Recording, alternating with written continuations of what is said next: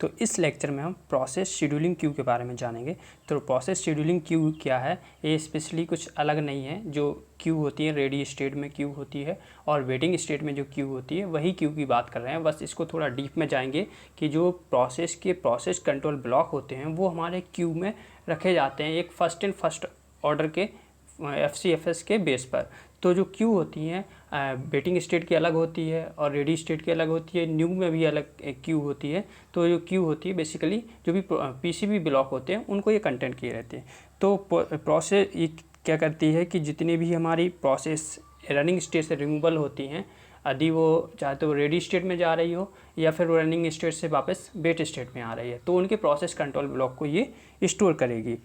और इसके बहुत सारे क्राइटेरिया होते हैं, उनके बेस पे जो क्यू है वो प्रोसेस को या प्रोसेस कंट्रोल ब्लॉक को सिलेक्ट करती है। तो it is part of essential part of multi programming operating system means more than one process to be loaded into executable memory at the times and loaded process so the CPU using time multiplexing.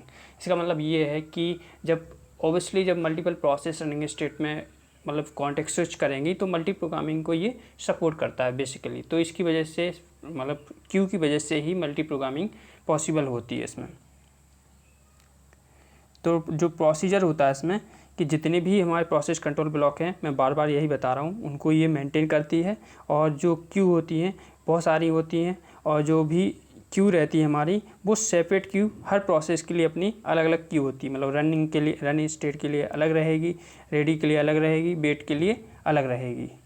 और जब context switch होती है मतलब process एक state से दूसरे state में जाती है तो उसके प्रोसेस जो कंट्रोल ब्लॉक होते हैं उनको क्यू स्टोर करती है न्यू वाले को, और ओल्ड वाले को ये डिलीट कर देती है। तो सभी प्रोसेस के PCB जो होते हैं समान एग्जीक्यूशन इसके लिए समान क्यू में रखे जाते हैं। यदि कोई PCB है वो रेडी स्टेट में है तो रेडी क्यू में रहेगा, यदि वो रनिंग स्टेट में जाता है तो रनिंग स्टेट की रनिंग क्यू में रहेगा।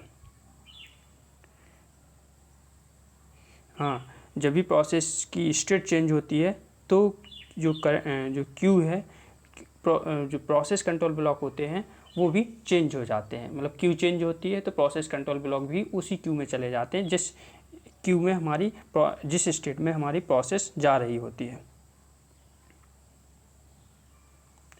अब जो क्यू होती हैं वो डिफरेंट क्यू होती हैं। सबसे पहली होती है हमारी जॉब क्यू। जब शेड्यूलर्स प्रोसेस को प्रोग्राम्स को प्रोसेस बनाता है, मतलब प्रोसेस क्रिएट होती है, तो उस समय हमारी प्रोसेस जो उनके प्रोसेस कंट्रोल ब्लॉक रहते हैं वो हमारे जॉब क्यू मतलब जो जॉब क्यू होती है या न्यू स्टेट की जो क्यू होती है उसमें स्टोर होती हैं। और जब हमारी प्रोसेस रेडी स्टेट में आ जाती है तो वहाँ पर रेडी क्यू होती है। तो रेडी क्यू क्या करती है, जो भी प्रोसेस रेडी क्यू में है उनके प्रोसेस कंट्रोल ब्लॉक को स्टोर करती है। इसी तरह से डिवाइस क्यू होती है। जब कोई प्रोसेस हमारी ब्लॉक हो जाती है, IO परफॉर्म कर रही होती है, तो ये बेसिकली डिवाइस क्यू नहीं, ये वेट क्यू है। तो जब भी कोई प्रोसेस हमारी वेटिंग स्टेट में होती है तो वहाँ पर जो क्यू यूज होती है उसे हम वेट क्यू कहते हैं या डिवाइस क्यू कहते हैं। और ये क्यू जो भी प्रोसेस हमारी रनिंग स्टेट से आ रही होती हैं तो उसके प्रोसेस कंट्रोल ब्लॉक को ये स्टोर करती हैं।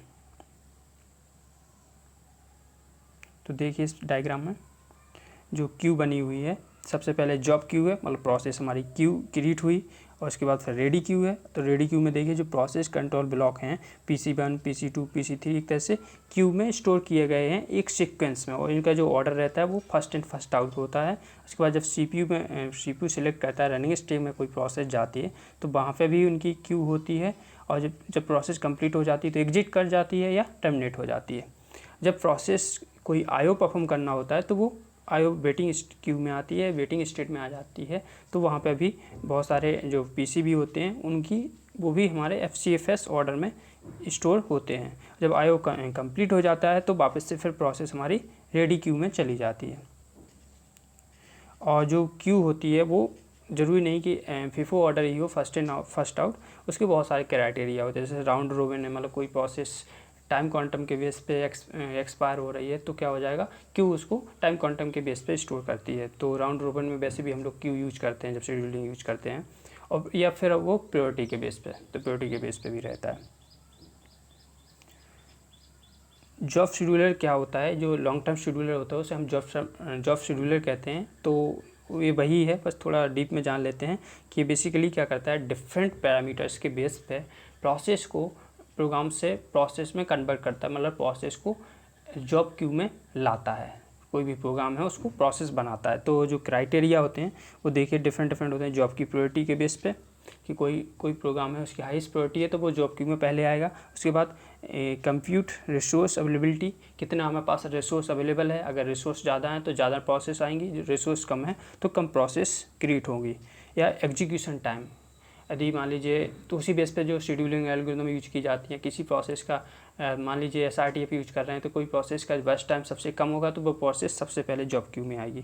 या अराइवल टाइम के बेस पे रहता है, तो अराइवल टाइम हमेशा FCFS में देखा जाता है कि कौन प्रोसेस पहले आ रही है, उसे हम अराइवल टाइम कहते हैं। उसके बाद होता है अवेलेबिलिटी ऑफ पेरिफेरल डिवाइसेस। तो पेरिफेरल डिवाइसेस मतलब होती हैं जो IO डिवाइसेस रहती हैं, एक्सटर्नल डिवाइसेस। अगर एक्स्ट्रा हमारे पास डिवाइसेस एक्स्ट्रा हैं तो उनके बेस पे भी प्रोसेस को क्रिएट किया जाता है। मान लीजिए कि कोई प्रोसेस आप क्रिएट कर रहे हैं प्रिंट करने के लिए और एक्चुअल में आपके पास प्रिंटर नहीं है तो वो प्रोसेस क्रिएट नहीं हो सकती है, करोगे भी तो वो अपने आप एलिमिनेट या टर्मिनेट हो जाएगी। या जॉब की डिपेंडेंसी के बेस पे कि कौन सी जॉब परफॉर्म करनी है, उसके बेस पे जॉब शेड्यूलर्स प्रोसेस को हमारी जॉब क्यू में लाता है।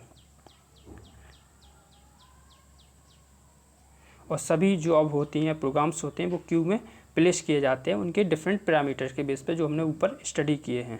तो और ये भी बात याद रखना कि ये जो जॉब शेड्यूलर्स है या जो कंडीशन है ये हमारी प्रोग्राम पे वर्क करती है, प्रोसेस पे नहीं। मतलब प्रोसेस क्रिएट होती है एक्चुअल में इसमें, और जब भी प्रोसेस है तो ये प्रोसेस को रेडी क्यू में भी लाता है। मतलब क्रिएट हुई उसके बाद फिर रेडी क्यू में भी इसी का काम होता है, रेडी क्यू में लाता है। तो ये जॉब लॉन्ग टर्म शेड्यूलर ही हमारा जॉब शेड्यूलर्स कहलाता है।